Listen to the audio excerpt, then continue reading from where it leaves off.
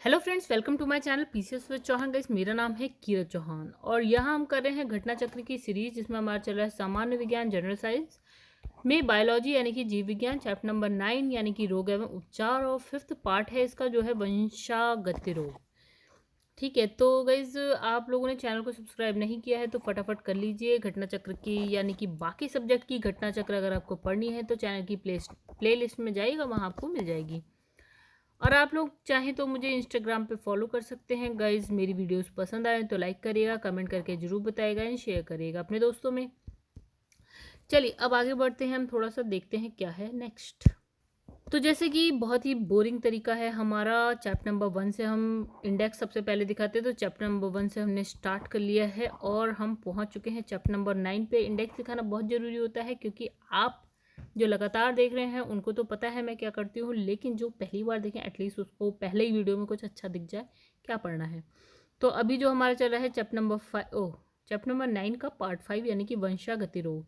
तो वंशागति रोग, चलिए गाइस, उसके बाद के भी टॉपिक्स आपको पता होने चाहिए। तो कहानी कहाँ तक पहुँच चुकी है और कहाँ तक पहुँचनी है, कितना टाइम हमें और लगेगा। चलो अब आगे बढ़ जाते हैं। तो गाइस एक चीज़ और, अगर आपको वीडियो सच में पसंद आती हो तो लाइक कर दीजिएगा, चैनल को सब्सक्राइब कर दीजिएगा। तो ये रहा हमारा चैप्टर वंशागति रोग। नोट्स पढ़ते हैं फिर क्वेश्चन आंसर देखेंगे। तो यहाँ लिखा है कुछ रोग दूषित वातावरण, परिस्थिति, रहन सहन, खान पान व परजीवी के संक्रमण से उत्पन्न होते हैं। मतलब बाहर बाहर से वातावरण कैसा है, परिस्थितियाँ कैसी हैं, कैसे रह रहे हैं, इन सब चीज़ों से होते हैं। लेकिन जो कुछ रोग हैं व्यक्ति को अपने माता पिता से मिल जाते हैं, और जो अपने माता पिता से मिलते हैं वो उन्हें हम बोलते हैं आनुवंशिक रोग। ये रोग वंशागति होते हैं, अर्थात एक पीढ़ी से दूसरी पीढ़ी में आ जाते हैं। तो ये रोग दोषपूर्ण जीन के कारण होते हैं। मतलब देखिए, हर एक में क्या होते हैं, जीन्स होते हैं। जैसे मानव है, मानव में बहुत सारे जीन्स होते हैं। तो जो दोषपूर्ण यानी कि जो खराब जीन होगा, कुछ कमी होगी उसमें, उसकी वजह से रोग हो रहे होंगे। तो आनुवंशिकी के नियम अन्य जंतुओं की भांति मानव पर भी यथावत लागू होते हैं। आनुवंशिकी लक्षण पीढ़ी दर पीढ़ी जाते हैं, मतलब माता पिता से बच्चों, फिर उनके बच्चों, जैसे इस तरह से ना। तो जैसे कि हम बात करेंगे रंजकहीनता या एल्कैप्टोन्यूरिया या फेनिल कीटोन्यूरिया, RH तत्व आदि की वंशागति मनुष्य में होने वाले कुछ महत्वपूर्ण जीनी व्यतिक्रम है। ठीक है, यानी कि जेनेटिक डिसऑर्डर्स हैं ये। ठीक है, तो इसमें लिखा है डाउन सिंड्रोम हो गया, आपका टर्नर सिंड्रोम हो गया, क्लाइनफेल्टर सिंड्रोम हो गया। तो ये जो है आपके मानवों में गुणसूत्र संख्या की त्रुटि प्रदर्शित करती है। मतलब जैसे कि हम जानते हैं हमारे पास कितने होते हैं, 23 जोड़े गुणसूत्र। तो इसमें से कुछ गुणसूत्र में कोई ना कोई प्रॉब्लम होगी, ये रही वो प्रॉब्लम्स। ठीक है, चलो। फेनिल कीटोन में फेनिल कीटोन्यूरिया एक प्रकार का वंशागति रोग है। इससे प्रभावित व्यक्ति के शरीर में फेनिल एलेनिन को टायरोसिन नामक एमिनो एसिड में बदलने वाले जो एंजाइम है फेनिएलेनिन हाइड्रोक्सिलेज की कमी हो जाने से क्या होता है कि रुधिर में फेनिल एलेनिन की वृद्धि हो जाती है। कुछ अन्य प्रतिक्रियाओं द्वारा फेनिल एलेनिन फेनिल पायरूबिक एसिड में बदल जाता है, जो मूत्र में निकलने लगता है। मुख्यतः तंत्रिका ऊतक में फेनिल एलेनिन के जमाव से बच्चों में अल्पबुद्धिता, मानसिक जड़ता हो जाती है। तो गाइस इसमें हम क्या समझे, हम ये समझे, फिर से देख लेते हैं एक बार। तो इसने कहा ना कि जो व्यक्ति के शरीर में क्या होता है, फेनिल एलेनिन। ठीक है, तो ये जो है बदलता है किस में, टायरोसिन। टायरोसिन क्या है, एक एसिड है, एमिनो एसिड। ठीक है, इसमें बदलता है। अच्छा, इसको बदलने के लिए कौन से किसकी ज़रूरत पड़ती है, एक एंजाइम की, जिसका नाम है फेनिल एलेनिन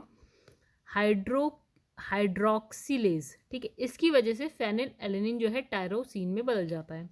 अब क्या होता है कि ये जो एंजाइम है ना, इसकी हो जाती है मान लीजिए कमी। अब इसकी कमी होने से क्या होगा, जो ये फेनिल एलेनिन जो आपका टायरोसिन में बदल रहा है वो अब बदलना बंद हो जाएगा, और बदलना बंद हो जाएगा तो फेनिल एलेनिन की क्या होने लगेगी, वृद्धि होने लगेगी, राइट। अब यहीं पे कुछ ऐसी प्रक्रियाएं हो रही हैं जिसके द्वारा जो ये फेनिल एलेनिन है वो क्या आपका फेनिल पायरुबिक एसिड में बदल जाता है, ठीक है। और ये क्या है, मूत्र से बाहर निकलने लगता है, मुख्यतः तंत्रिका ऊतक में। जो ये फेनिल एलेनिन है उसके जमाव से बच्चों में क्या हो जाता है, अल्प बुद्धिता या मानसिक जड़ता होता है। आई होप आप लोग को समझ में आया, नहीं समझ में आया पीछे जाइए वापस से देखिए। चलो आगे बढ़ते हैं। लिखा है मनुष्य में लैंगिक लक्षणों के जीन्स मुख्यतः लिंग गुण सूत्रों में होते हैं। देखिए मतलब क्या है ये, अच्छा आगे समझेंगे। किंतु लैंगिक लक्षणों के अतिरिक्त कुछ दैहिक लक्षणों के जीन्स भी लिंग गुणसूत्र में होते हैं, जिसे लिंग सहलग्न गुण कहते हैं। लिंग सहलग्न गुण कहते हैं। इसकी वंशागति को लिंग सहलग्न वंशागति कहते हैं। लैंगिक गुणसूत्र क्या होते हैं गाइस, हमारे मनुष्यों में जो है 23 जोड़े गुणसूत्र होते हैं, जिसमें से 22 और 22 तो कॉमन होते हैं, लड़का हो या लड़की, नेक्स्ट जो बच्चा होने वाला लड़का लड़की हो उसमें 22 तो कॉमन होते हैं, सेम होते हैं। लेकिन जो 23वां होता है ना वो डिसाइड करता है कि ये जो बच्चा है वो क्या होगा, मेल होगा या फिर फीमेल होगा, राइट। यही वाला जो गुणसूत्र है इसको लैंगिक गुणसूत्र कहते हैं, ठीक है, जो लिंग निर्धारित करता है। और इसमें लिखा है अधिरक्तस्राव, यहाँ बोले हीमोफीलिया, एक क्या है, आनुवांशिक लिंग सहलग्न रोग है। इसमें रोगियों में चोट पर काफ़ी समय तक रुधिर में कुछ प्रोटीन्स की कमी के कारण थक्का नहीं जमता है। नॉर्मली आप देखते हैं खून निकलता है, अगर छोटी मोटी चोट लग जाए और खून निकलता है तो थोड़ी देर बाद वो जम जाता है, इसी को बोलते हैं थक्का जमना रक्त का, ठीक है। लेकिन इसमें ऐसा हो नहीं रहा। हम किसकी बात कर रहे हैं, हीमोफीलिया की बात कर रहे हैं, ठीक है। इसी को हिंदी में बोलते हैं अधिरक्तस्राव, राइट। तो नहीं जम रहा है थक्का और रुधिर जो है बराबर बहता जा रहा है, जिससे रक्त का स्कंदन नहीं होगा, मतलब रक्त नहीं जम रहा है यहाँ पे। ये रोग प्रायः जो है पुरुषों में पाया जाता है। अब देखो ये भी बात होती है, कुछ रोग माता पिता से आता है लेकिन सिर्फ और सिर्फ पुरुष यानी मेल बच्चे में आता है, फीमेल में नहीं आता है। माता पिता से क्या, माताओं से ज़्यादातर आता है। चलो, तो इसने कहा है ये जो है आपका पुरुषों में मिलेगा, जबकि स्त्रियां जो होती हैं ना, स्त्रियों में ये नहीं होता, ठीक है। होता कैसे है, ये इसकी वाहक होती हैं, मतलब ये जो है एक साइड से दूसरी साइड ले जाने का काम करती हैं इस रोग को, ठीक है। अब होता किस, देखिए दो चीज़ें यहाँ याद रखिएगा, किसको होता है, पुरुषों को होता है, और वाहक कौन है, स्त्रियां हैं, ये बस। हीमोफीलिया मनुष्य में एक अप्रबल एक्स सहलग्न वंशागति रोग है। दैत है कि पुरुषों में एक एक्स गुणसूत्र और स्त्रियों में 2 एक्स गुणसूत्र पाए जाते हैं। मतलब हम क्या समझे, देखिए हम मानते हैं ना 22 जोड़े तो गुणसूत्र अगर पुरुष है यानी कि मेल है, या ठीक है, और 22 जोड़े जो फीमेल है एक ही जैसे होते हैं। अब इसने कहा जो 23वां जोड़ा होता है ना वो पुरुषों में क्या होता है, एक्स वाई होता है, और महिलाओं में क्या होता है, एक्स एक्स होता है, राइट। अब इसने यही बोला, इसने कहा पुरुषों में 1 एक्स गुणसूत्र होता है और महिलाओं में 2 एक्स गुणसूत्र होते हैं, राइट। चलो, तो यही लिखा है, कहाँ गया कहाँ गया कहाँ गया, 1 एक्स पुरुषों में होते हैं, 2 एक्स गुणसूत्र महिलाओं में होते हैं। हीमोफीलिया को रक्त स्त्रावट रोग भी कहते हैं। इसका प्रारंभ महारानी विक्टोरिया में हुआ माना जाता है, मतलब जो पहले, इसने कहा कि भैया सबसे पहले उन्हीं में मिला ये रोग, ठीक है। इसीलिए इसको हम क्या बोलते हैं, शाही रोग यानी कि रॉयल डिजीज भी बोलते हैं। तो ये एक हो गया इंपॉर्टेंट क्वेश्चन, ठीक है। चलो आगे बढ़ते हैं। तो क्या समझ में आया, एक इसे शाही रोग बोलते हैं, तो ये पुरुषों में होता है यानी कि मेल में होता है। फीमेल इसकी वाहक होती हैं यानी कि फीमेल से ही मेल में जाता है, ठीक है। अब आप कहेंगे भैया फीमेल को तो होता ही नहीं, तो फीमेल से कैसे जाएगा, तो गाइस वो फीमेल में ये जो गुणसूत्र है खराब वाला वो रहता है, लेकिन उसको प्रभावित नहीं करता है फीमेल को। बट जब ये फीमेल से इस मेल में जाएगा, माता से किसी अपने बच्चे में जाएगा यानी बेटे में जाएगा, तो उसको जरूर प्रभावित करेगा। ठीक है। अच्छा, इसमें लिखा है एल कैप्टोन्यूरिया, एक क्या है, वंशागति रोग है जिसमें होमोजेंटिसिक अम्ल का विखंडन नहीं हो पाता है। रुधिर में इसकी जो है मात्रा बढ़ जाती है इस अम्ल की, मूत्र में इसका उत्सर्जन होने लगता है, जोड़ों में इसके कारण क्या होता है, गठिया रोग हो जाता है। तो एल कैप्टोन्यूरिया से गठिया रोग होता है और ये क्या है, एक वंशागति रोग है। ठीक है। अब इसमें क्या होता है, इस रोग में होमोजेंटिसिक एसिड का विखंडन नहीं होता है और ये इसकी मात्रा, इस एसिड की मात्रा बढ़ती जाती है। अच्छा, अब हम बात करेंगे पेशी दुष्पोषण। तो एक्स गुणसूत्र से संलग्न एक आनुवंशिक रोग जो कि एक्स गुणसूत्र में मौजूद अप्रभावी जीन के निष्पीड़न से उत्पन्न होता है। ये रोग पीढ़ी दर पीढ़ी चलता रहता है। ठीक है, इसमें कुछ नहीं है समझाने। अब हम बात करेंगे कलर ब्लाइंडनेस, जिनको कलर सही से दिखाई देते हैं, इसको हिंदी में बोलते हैं वर्णांधता। ठीक है, इसमें क्या है, लाल हरा अंधापन या फिर डेल्टोनिज्म भी कहते हैं इसे। ठीक है, ये एक अप्रबल एक्स संलग्न वंशागत रोग है। ये रोग प्रायः पुरुषों में पाया जाता है और स्त्रियों की भूमिका रोग की जीनी वाहकों के रूप में होती है। वही बात है, पुरुषों में पाया जाता है और वाहक कौन है, महिला। पुत्रों को इस रोग के जीन पिता से कभी नहीं मिलते क्योंकि पिता का अकेला एक्स गुणसूत्र सदैव पुत्रियों में जाता है। ठीक है, पुत्रों में नहीं जाएगा। तो इतनी सी बात आप समझिए, पिता से अगर पुत्रों में जाएगा तो देखिए, मतलब इसने क्या बोला, ये है पिता, ये है माता, इसके पास तो डबल एक्स है, इसके बाद एक्स और वाई है। ठीक है, तो जो ये एक्स है ना, अब सपोज कि इनके बच्चे हो रहे हैं 4, तो कैसे हो रहे हैं, एक को यहाँ से एक्स मिल गया, एक को यहाँ से एक्स मिल गया, यानी कि डबल एक्स। तो एक को यहाँ से एक्स मिल गया, एक को ये वाला एक्स मिल गया, ये भी डबल एक्स हो गए। फिर ये एक को वाई मिल गया, एक को यहाँ से एक्स मिल गया, तो ये हो गया एक्स वाई।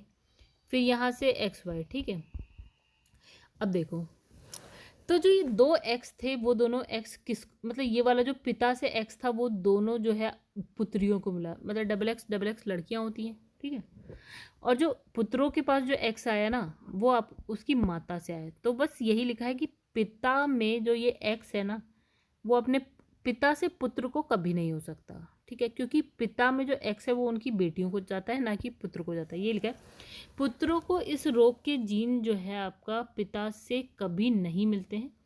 पिता का जो एक्स अकेला गुणसूत्र होता है वो उनकी पुत्रियों में गया था। अभी हमने देखा था डबल एक्स, ये दोनों पुत्रियों में गया पिता से जो था। ठीक है, और जो पुत्रों में एक्स था वो उनकी माता से जा रहा था। ठीक है, हालांकि पुत्रियों से ये जीन दूसरी पीढ़ी के पुत्रों या फिर नातियों में जाता है, बिल्कुल माता से पुत्रों में चला जा सकता है।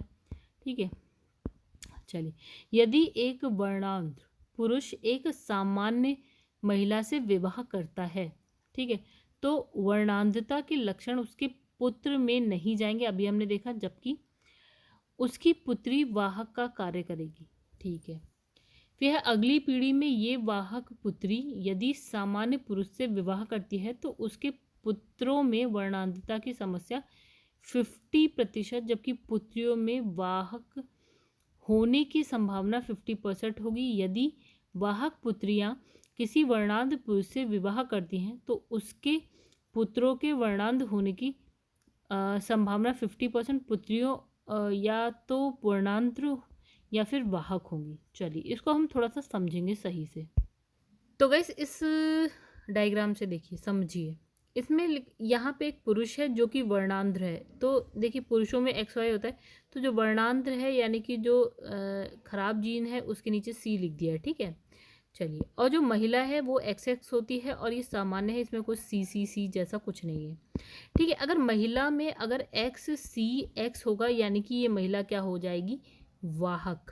ठीक है, हमें पता है कि जो महिलाएं हैं वो वाहक होती हैं सिर्फ, लेकिन ये वाली तो नहीं है, तो सामान्य है। ठीक है, हमें ये पता है कि महिलाएं क्या होती हैं, वाहक होती हैं, और पुरुष इससे पीड़ित होते हैं, राइट। पुरुष जैसे कि पीड़ित है तो ये क्या होगा, वर्णांध है। देखिए यहाँ पे ये पीड़ित है, ये तो सामान्य है भैया। अगर ये एक्स सी एक्स होता तो ये वाहक होती, वर्णांध्र नहीं होती, ठीक है, वर्णांध नहीं होती, सिर्फ है महिलाएं वाहक होती हैं सिर्फ।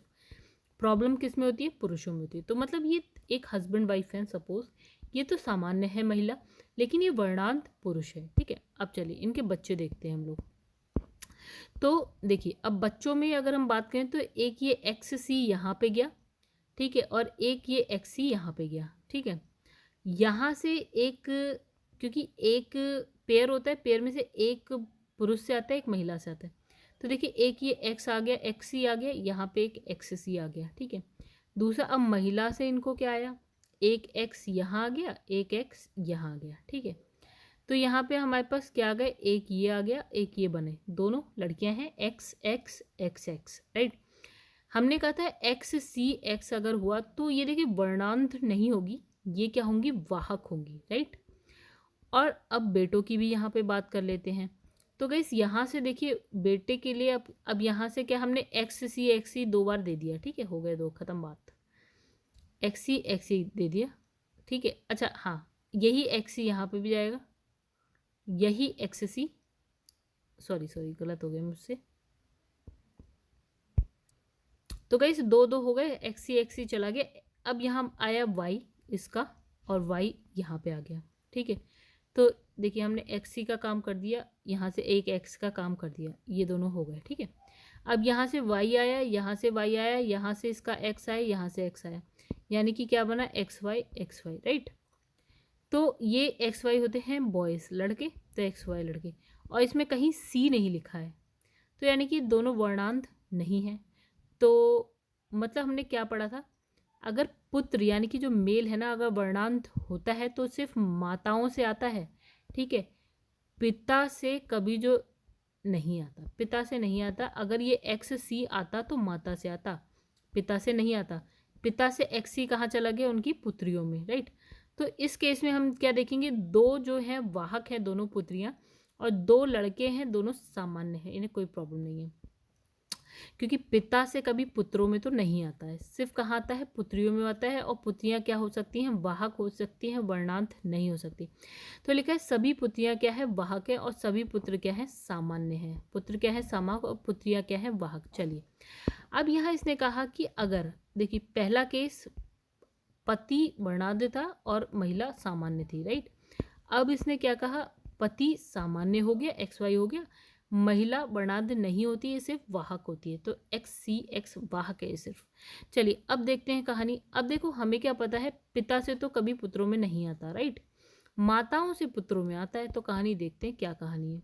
तो देखिए यहाँ से एक्स सी यहाँ गया, एक्स सी यहाँ गया, राइट, और तो ये वाला एक्स हो गया 2 बार।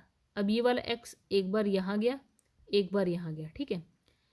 अब यहाँ से एक्स एक बार यहाँ और एक बार कहाँ गया, ये वाला एक्स एक यहाँ गया, एक यहाँ गया। तो देखिए यहाँ पे एक्स सी, देखिए ये हो गया एक्स सी एक्स, ठीक है, यानी एक्स सी एक्स ये वाला, और दूसरा हो जाए एक्स सी वाई, ठीक है, तो एक्स सी वाई। फिर आ जाएगा एक्स एक्स एक्स एक्स, फिर आ जाएगा, फिर आएगा आपका एक्स वाई, राइट। अब देखते हैं क्या बच्चे बने हैं इनके। तो ये है आपकी फीमेल है, पुत्री है, ये है मेल यानी कि पुत्र, ये है आपकी फीमेल, और ये है आपका मेल। तो हमने क्या देखा, 4 बच्चे हैं। तो अगर 2 लड़के और 2 लड़कियां, और जिसमें से एक लड़का आपका क्या है, वर्णांत है ये वाला, और ये है सामान्य, मतलब 2 लड़के में से आप कह सकते हैं 50% लड़के क्या हैं आपके वर्णांत, और 50% लड़के क्या हैं आपके सामान्य, ठीक है। पुत्र की बात करें तो 50% क्या है वर्णांत और 50% सामान्य।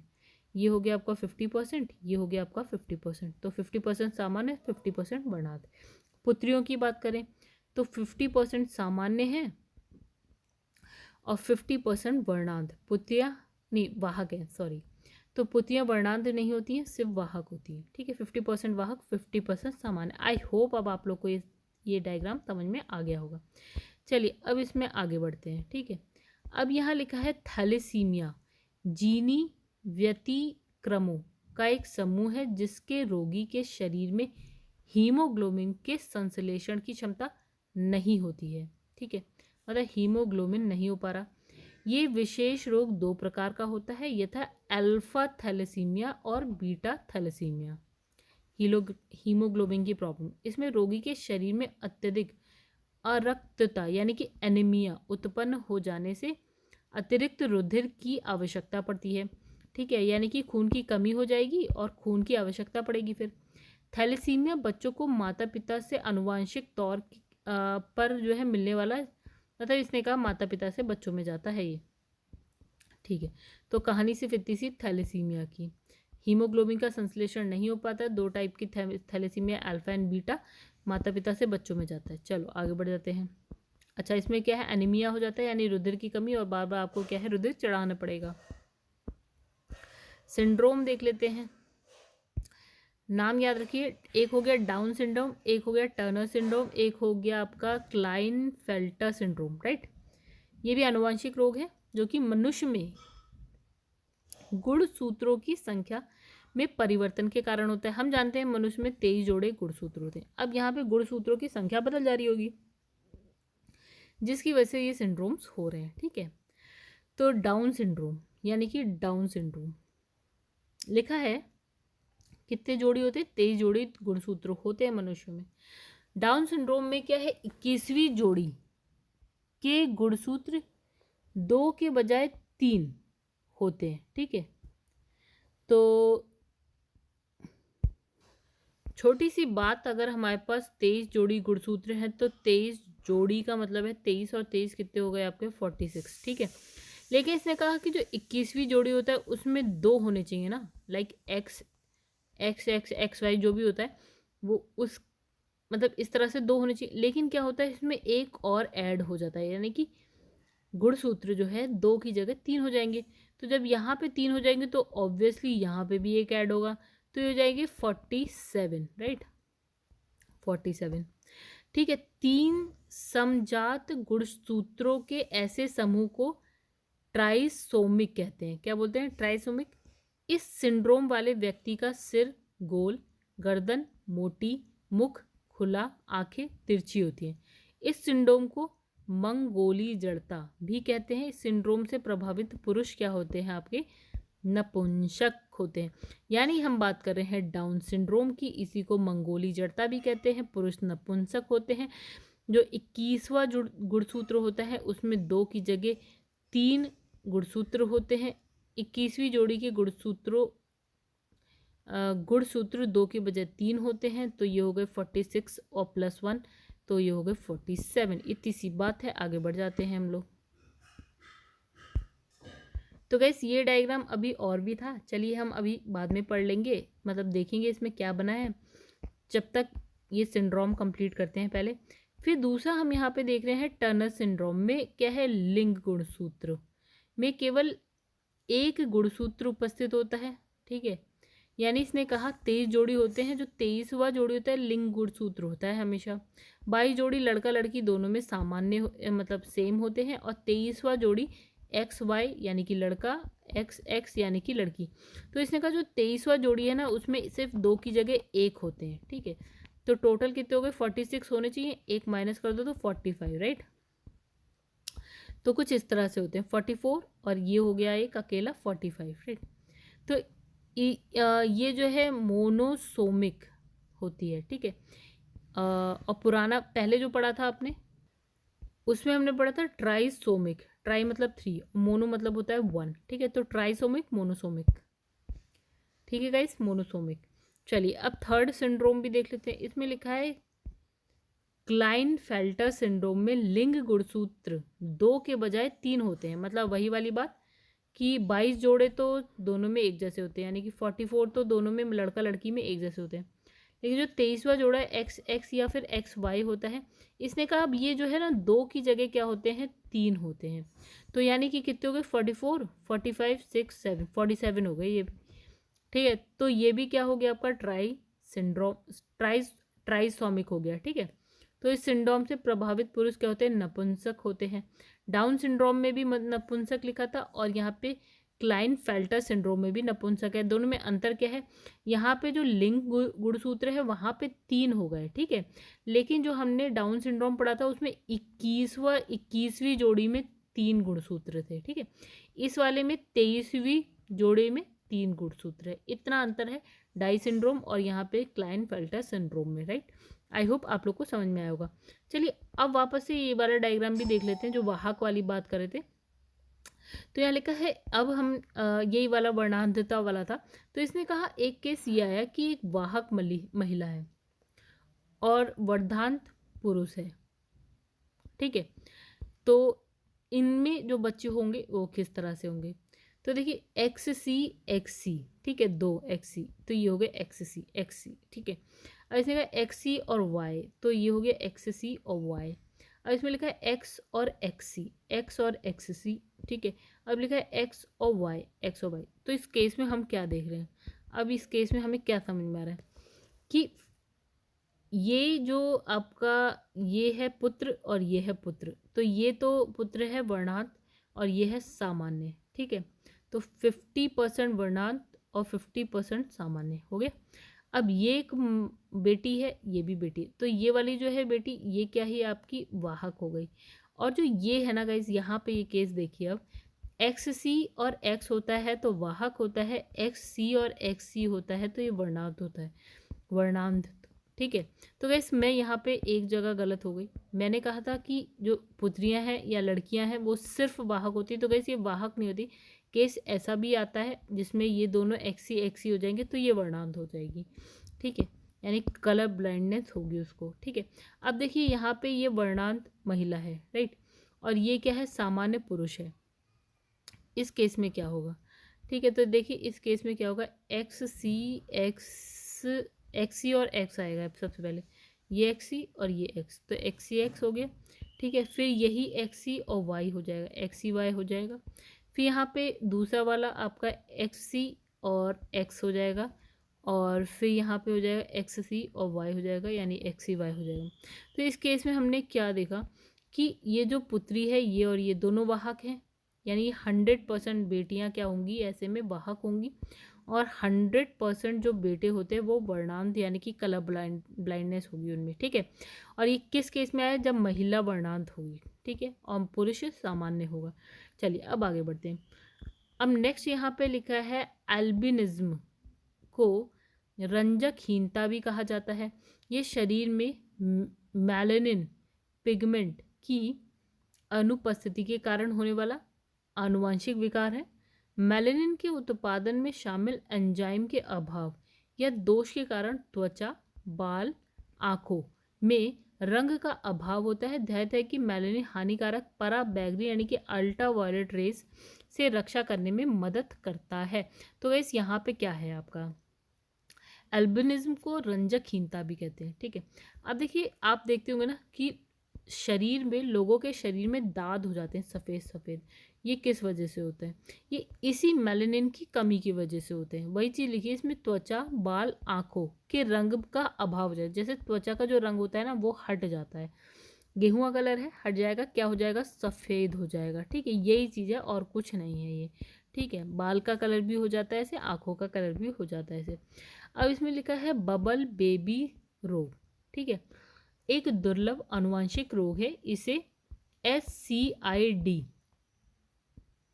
के नाम से जाना जाता है, मतलब सेवर कंबाइंड इम्यूनोडेफिशिएंसी के नाम से जाना जाता है। इस रोग में जन्म के समय से ही शिशु का प्रतिरक्षा तंत्र कार्य नहीं करता है। इस कारण रोगी संक्रामक रोगों के प्रति अति संवेदनशील होता है। वह वातावरण में उपस्थित हानिकारक रोगाणुओं से रोगी को सुरक्षा प्रदान करने हेतु जर्म रहित प्लास्टिक के बुलबुले में उसका उपचार किया जाता है। उल्लेखनीय है कि SCID को लिम्फोसाइटोसिस या फिर ग्लैंजमान रिनिकर सिंड्रोम भी कहते हैं।